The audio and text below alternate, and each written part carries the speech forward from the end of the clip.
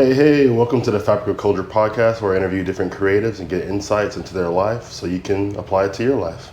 All right, introduce yourself. Hi, my name is Batanya. I am an actress and model. All right, so the first thing I want to talk about was something you brought up when I was asking you questions, and it was the play. So I wanted to ask you about what did you mean by playing for modeling and acting? So by playing, I actually mean it quite literally. I just feel like I'm playing plays and having fun. Yeah. When I'm acting and modeling, I kind of think of them as the same energy. Obviously, modeling doesn't have dialogue and you're not on stage or anything like that. The technicality of it is different. But I feel like when you are the person that they're the muse, it's kind of the same principle. You are what they dress you down as. You are kind of just playing pretend. Yeah. When little kids on the playground, they play house, they get really into it because they have this imagination. So it's just kind of playing with your imagination, and the set is your playground. Yeah, because since they're playing, they're fully encompassing and they actually believe what's happening using their imagination. So yes, I like that. And for modeling, how would you switch that over? So when I'm modeling, I still like to think that I'm playing as a character. The picture where I'm wearing the white dress, that one was a very kind of Renaissance, old style painting shoot. So obviously what I was going for when I pose is that I want to look like those pictures that people hang in their living room and stuff. Yeah. So I was going for that. It's almost proper, regal, relaxed. Yeah, clearly I don't naturally sit like this, Yeah. So what's something that you had a challenge doing that way? When you're playing, where it's I wanted to encompass this role, or I wanted to take on this character, but it was challenging for me. I think what is challenging just in general is if you're trying to go for what you don't know. Let's say there was this one shoot I did where it didn't exactly have a title for the concept. It was just we're gonna do this thing where you're gonna be in water, or standing in water, and it's you're doing a Greek god water nymph thing, and you have a big jar. It didn't really, you could picture what I was going for, or what we were going for together, because my friend and the photographer also help out as well. Yeah. So you could picture what it was, but it also nymph sounds kind of mystical and magical, right? But Greek god is a statue. It's more stiff. So it's kind of the trial and error process is kind of what makes it more of a challenge, but a fun challenge though. Because sometimes you don't know how to convey what it is. But it sounds cool as hell, but it's almost opposites. So it's contrasting elements. Yes. What do I do with these to make them congruent, I guess? Right. And then there was this one that I did with my friend, where we tried to it was a Valentine's Day shoot that we did for fun a year ago, where we wanted to look like those old vintage Valentine's cards with people hold chocolates, and it's oh, that sounds cute. Yeah, it was really cute, but it was you can only do so much with that because it's a very tight concept where it's you only have one thing, and it's those old vintage cards, and even then all they do is hold the box and smile.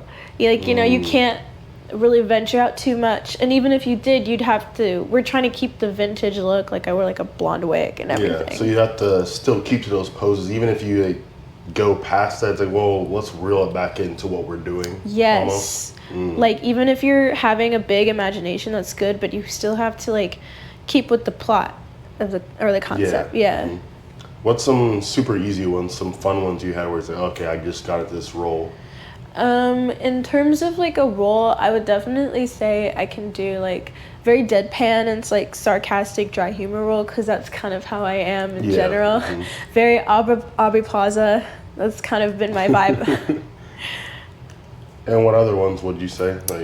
My friends say that I would fit a femme fatale pretty well, because I have I don't know. I've been told this, but it was like I have like the eyes like where I can kind of just have like, you know, like a look. Just like a deadpan or a glare or what? Kind of like a cat kind of look to me. Yeah. Okay, I got you. I think probably the easiest ones I ever had were just like a threatening presence.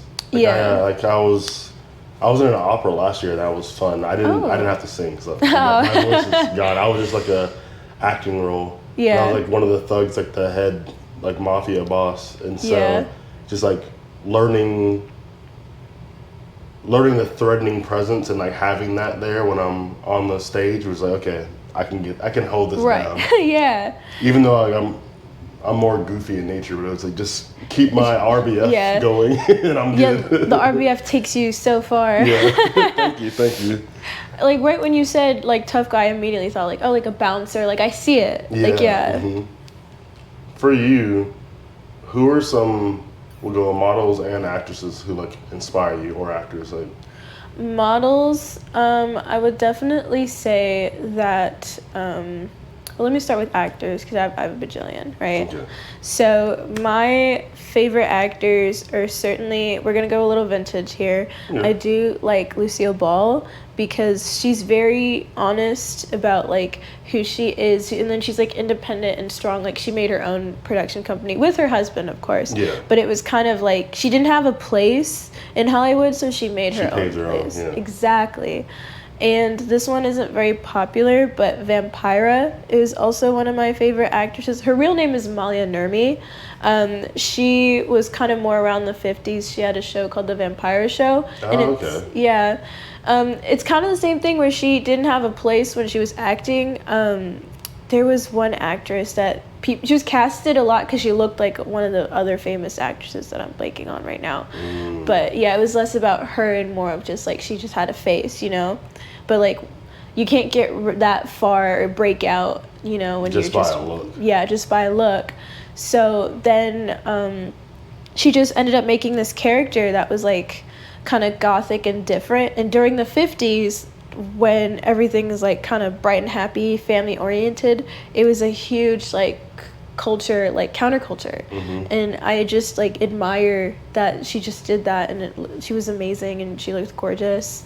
I want to check that out because it doesn't sound familiar to me, but like I want to look it up now because definitely. I feel like you've probably seen her face. I feel like her face is more popular than her story or her name.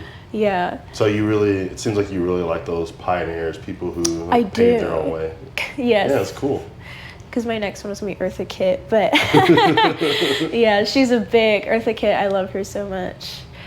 No, it's good to triple down. Yeah. And Pam Grier. I love me some Pam Grier. What about models? Oh yeah, models. I was going to say, I feel like I'm gonna butcher her name. Enoch.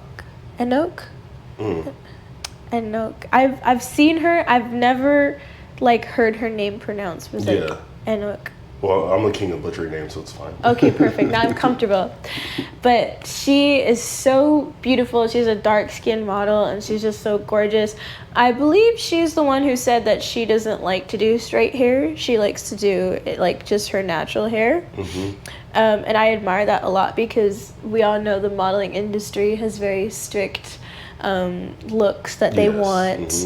They definitely have a certain like style that they want to keep to. Normally saying no doesn't get you very far. Yeah, but it's like a certain style, certain aesthetic where it's like, yes, this is what we do. Heavy on certain aesthetic, yes. Yeah. It's no time to change it. Yeah, but she was like, no, I don't want to do that. And she got her way, like another person who paved a path, I guess. Oh, that's good, yeah. But I love people who just kind of like know the rules so they can break them. Like those are my favorite people. Yeah, I like people who own it. I think for me, model wise, he's like an all-in-one. I'm sure you've seen him before, like on Instagram, like Wisdom. Yes, is he the one who does like the little outfits? Yes, he does. I love him. Yes. And it's cool how much he's done. I just saw his One Piece one. I was like, how? He's amazing. How are you finding? It's like you're finding clothing items that actually Yeah. fit the personality and the look of the person. Yes. And it's like when you're a model, you wear like clothes that people give you, but like he's coming up with these concepts and then also modeling them. So it's just like he kind of makes it his own thing. He puts a little bit of talent and like creative talent into it, and it's just. And then he's editing it too. I'm just like, yes, that's my struggle is the editing triple part. threat. Yes. That's a stylist, model. Yeah. And then the editor. It's like, oh geez. So for you, how did you get started?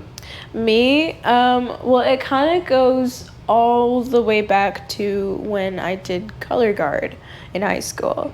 I did it for 2 years, and I did the competitive winter season, and I kind of just did it because I didn't know what it was. I was like, yeah, I'll try this, whatever. And I ended up falling in love with it because it helped me find, like, performance in myself, because like a lot of people see like color guard as just like flag spinning and stuff, but especially when you do like the competitive season, you see how like it's like an extremely disciplined, like for lack of better word, sport. Because you have to be able to look clean all together.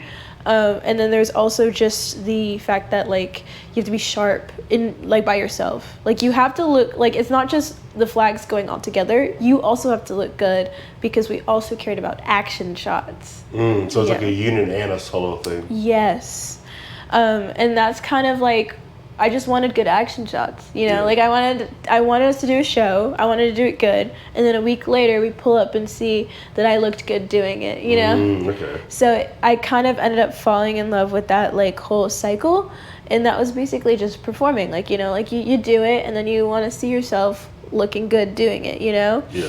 So that's kind of where I found my love for performing. And also I would say that they did teach you where you are kind of playing a character without playing a character there, because you wear a costume, like you have a theme when you do the show in the competitive season. And sometimes marching season too, you do also have like a theme. Sometimes they are like a little... Is it like one consistent theme, or are you switching the theme up? You switch it up. Like winter will have a different theme from the marching band season theme. Okay. But I would say that, what was I going to say? I was going to say that sometimes the themes are a little bit, like, vague, where it's just like, yeah, it's called vibrant, and it's like, what does that mean? And it's just a bunch of vibrant colors. But then other times it's like this one I did, my second year was, like, the Wright brothers, where it was, like, the invention of the plane. So our like floor mat looked like a sky, and we had like maps on like our flag silk. So yeah. I'm just so surprised that sounded I was like, where can you go with that? There's so much you can do. So it's cool to see it like narrowed in. Yeah, exactly. So it's like you were kind of like, I would say it's not really a character, but there's certain moods, and characters have moods, so it's kind of like breaking that into an even smaller thing where it's like you aren't a person, but you like specifically, but you are expressing like there's certain movements in the song where you could be feeling one way, like you'd have a different mood, like like this one you might feel more like inquisitive or something, because it's about the invention of the plane, so you might have a more like just sharp, not too like so it's excited. Almost like you transition from like engineer to like pilot to like explorer. You're just going around as those different elements of the characters. Yeah, exactly.